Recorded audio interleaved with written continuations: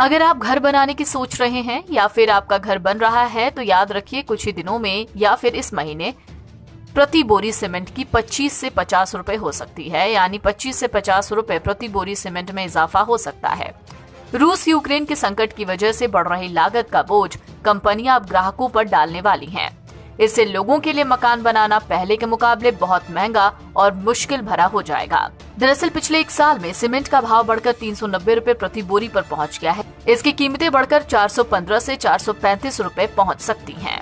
मकान बनाने में इस्तेमाल होने वाले छड़, ईंट और टाइल्स ये भी महंगे हो गए हैं। इससे मकान बनाने की लागत 15 से 20 गुना यानी 20% बढ़ चुकी है। ऐसे में सीमेंट की कीमतें बढ़ने से लागत में और इजाफा होगा। दिसंबर से अब तक लोहे का जो भाव है वो 20,000 रुपए टन बढ़ गया है। मार्च 2021 की तुलना में अप्रैल 2022 में सीमेंट की कीमत करीब 60% बढ़ गई है। क्रिसिल की तरफ से कहा गया है कि मार्च में कच्चा तेल $115 प्रति बैरल से पार चला गया था। दूसरी तरफ कोयले के रेट में भी तेजी आई है। इंडोनेशिया की तरफ से कोयला निर्यात पर प्रतिबंध लगने से सीमेंट की मांग में तेजी आई है। बिजली और ईंधन की लागत बढ़ने से ढुलाई भाड़े में भी वृद्धि हुई है। आपको बता दें 50% सीमेंट सड़कों के जरिए ही ढोया जाता है।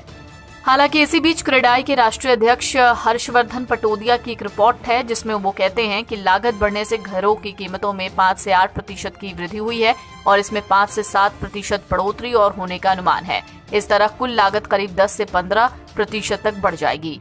39% बिल्डरों ने कहा है कि अगर राहत देने के लिए तत्काल कोई उपाय नहीं किया गया तो वो परियोजना को समय पर पूरा नहीं कर पाएंगे।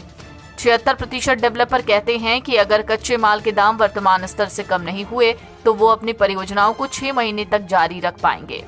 ये काफी चिंताजनक परिदृश्य है और इस मूल्य वृद्धि से किफायती आवास खंड सबसे ज्यादा प्रभावित होगा।